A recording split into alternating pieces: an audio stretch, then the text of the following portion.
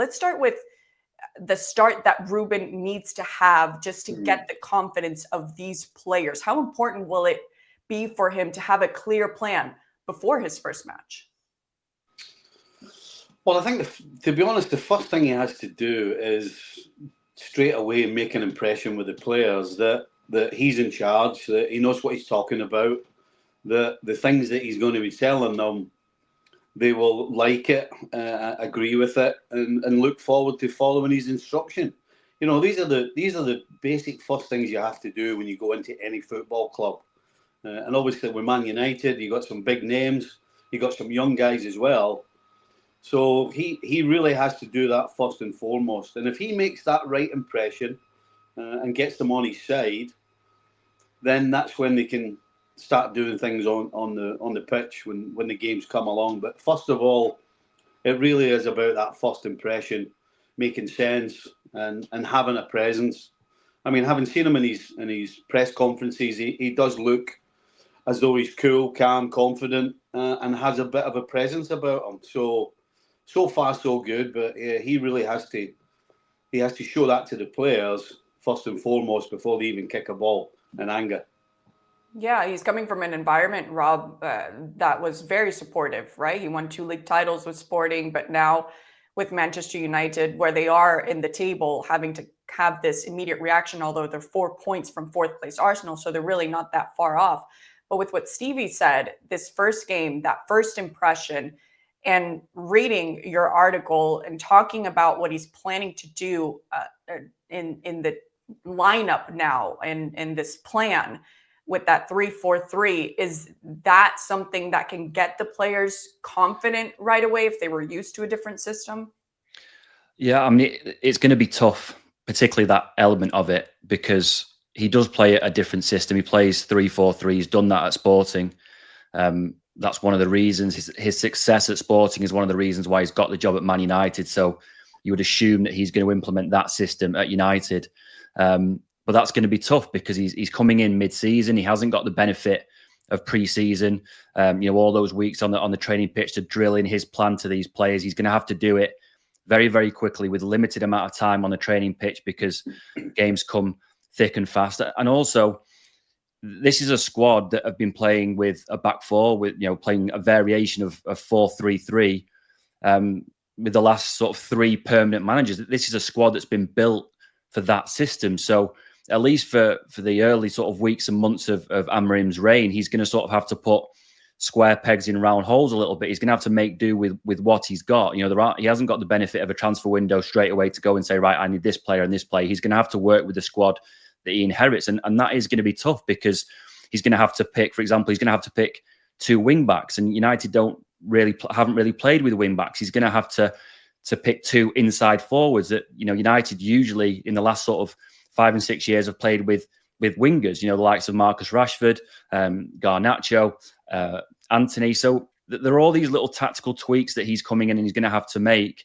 And it's going to be tough. I think that the benefit for Amorim is that expectations at Man United right now are really low. He's inheriting a team that are 13th in the league. They've not had a great start to the season. They've been playing poorly, really for the best part of 18 months. So in that regard, expectation is quite low, but he is going to have to sort of implement this new style, this new system very, very quickly because, as any new coach knows, they need to get off to a good start. That's the kind of thing that settles down the team. It settles the players down. It also settles the fans down. It takes the pressure off a little bit. So the quicker you can get into a rhythm, get the players playing into your system, record some results, the better, really. And that's what Amorim needs.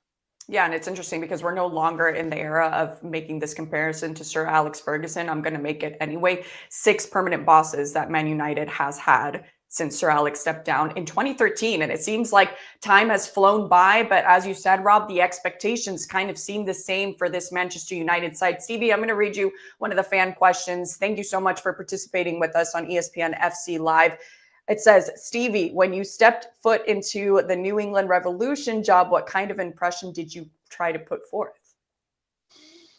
I mean, basically, the things I'd said previously, you have to have a confidence about you, whether you have that inside you or not. As long as you exude it, then it goes over.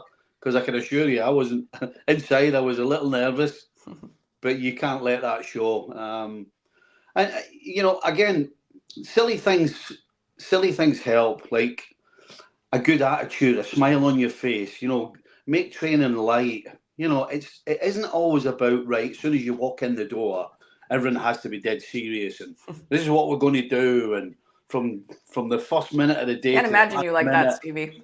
we're going to be working on this and that. I mean, you got to lighten things up, because everybody, when a manager gets the sack and another manager comes in, there's a little bit of tension. Everybody's wondering where they stand. Somebody that might have been playing is wondering whether they're going to play, or there's all of these things going around. So you have to try and get a sort of calm influence as well, and an atmosphere of players wanting to come and enjoy training. So I definitely did that. I tried to get people to have a smile on their face, trying to get them to come in and enjoy training.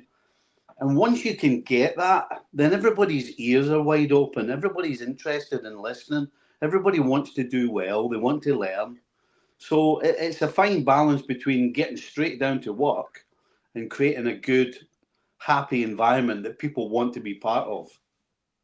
Yeah, absolutely. And that comes with the confidence, even at Amorim's young age of 39 years old. He has to have that regardless now with this squad. Here's another fan question. This one can go to you, Rob. It's interesting because I know you guys were talking about a little bit how much Man United has spent lately on their signings. The question is, can you all even name 5 good signings since Sir Alex recruitment has been trash? And trash was written in all caps, by the way. No, is the answer to that. I probably can't name 5 good signings since Sir Alex Ferguson retired, and that is the major problem that United have had. The biggest reason why United are in this mess is recruitment. The recruitment over the last 10 years of players has been so poor, particularly compared to their rivals. You look at some of the players that Man City have been able to bring in, Liverpool, Arsenal more recently. United, it's not that United haven't spent the money. They have spent the money. They've just spent it particularly poorly. One of the interesting things about this Amorim appointment is that for the first time, United have said that his job title is going to be head coach. It's not going to be manager. And one of the reasons for that is that they're going to strip back some of his responsibilities. In the past, Man United managers have had a big say in recruitment. They've had a transfer veto. So they've essentially been allowed to pick a lot of their own players. That's not going to happen under Amorim. He is going to still have a voice with the recruitment, but recruitment is going to be led by the sporting director, Dan Ashworth, and the technical director, Jason Wilcox. Essentially, they are going to be the ones who are going to put the squad together going forward. And they're going to hand that squad to Amorim and say, it's your job now to coach these players and get them performing on a Saturday and get results. And that is a little bit of a departure from what we've seen from the previous managers post Sir Alex Ferguson. It's certainly the way that the club feel is the right direction to go in. It's a more modern setup. The likes of Man City and Liverpool have had that kind of setup for a long time now, and United really are playing catch up. So this is a new era for a lot of different reasons for Man United. A new era in that this is going to be a head coach, not a manager, but also a new era under a new manager, under a new coach, Ruben Amorim, to see if he can be finally the guy that can turn Man United around and get them challenging for the Premier League title again. What do you think of this strategy, Stevie? Well, I think at Man United, you can turn around and look at Ten Hag, and under his supposed way of doing it, he failed miserably. So if you're Man United, you can't have a problem with it. They've tried to do it the old-fashioned way, where the manager is involved in everything. He has the final say. Clearly, Ten Hag had a lot to say when you think of some of the signings, particularly a lot of the Dutch players that came in. So clearly, doing it that way hasn't worked. And it hasn't worked over the last decade, as Rob said. So, if you're Man United, you can't have any problem with it. It's definitely the new way to go. You look at City, you look at Liverpool. I mean, you look at Chelsea, okay, it's taken them a little bit of time to sort things out, but that's exactly what Chelsea have done, and now they've got the right man in Maresca in. And if United have got their right man in Ruben Amorim, then the same thing can happen there. So, listen, as you said, it's the way it's done now. It's proven with the teams that I've just mentioned how they go about it and the success. I mean, you can't argue with Man City, that's for sure. So yeah, clearly the last decade hasn't worked, and so it's time to start afresh and go a different direction. Yeah, as we say in Texas, if it ain't broke, don't fix it. But this has been broke for a while. And speaking of broke, the last 10 years, if you're wondering how much they've spent, specifically 1.27 billion. That's with a B and a capital B, if some of the fans want to put Down it the that drain. way. Billion dollars. What are they doing with it? That's been the big question. And the big question will be if it was a good idea to say goodbye to Ruud van Nistelrooy. Robin, with this, do you think it was a good idea to clean house and to have Amorim bring in his people as well? Yeah, I think so. I mean, it's quite a romantic idea, isn't it? That your former player comes in and he's part of the backroom staff and he's kind of the link to the history of Man United, having won so much under Sir Alex Ferguson. But I really don't think there's any room for sentiment at Man United anymore. That if you have decided that Ruben Amorim is your guy, you need to give him all the tools possible to make his job as easy as possible. And that means that he should be allowed to bring in his own backroom staff, the staff that he has worked so well with at Sporting. Fair play to Ruud van Nistelrooy. He had a great caretaker spell. Those 4 games, 3 wins, 1 draw. He certainly hands over United in a better spot to Amorim than he picked it up from Erik ten Hag, because, to be honest, it looked like confidence was on the floor when Erik ten Hag was sacked, and Ruud van Nistelrooy seems to have sort of energized the team a little bit. He's managed to get some performances. He's managed to get some results. So he does hand over the team in a better spot to Amorim. I just think this is a cold, hard decision that you need to make at the top level. Amorim needs to be able to rely on the people that have helped him become a success at Sporting. And if Ruud van Nistelrooy is in that backroom staff in any capacity, it changes the dynamic, and it's an issue and a problem that Amorim probably doesn't need to deal with. So I can understand why there are some Man United fans thinking, it's a poor decision. We want this kind of link to our glory days. We want someone there who's been a player. Because I say it is quite romantic, but I think really when you're making these kind of cold decisions at a club like Man United, you have to put your faith in the new manager. And I think really it's the right decision to have Ruud van Nistelrooy move on.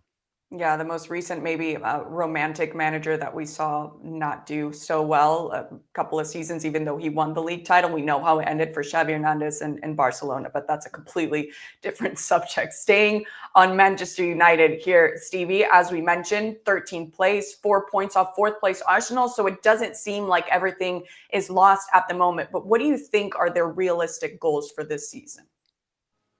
I think getting in Europe has to be. It has to be for Man United.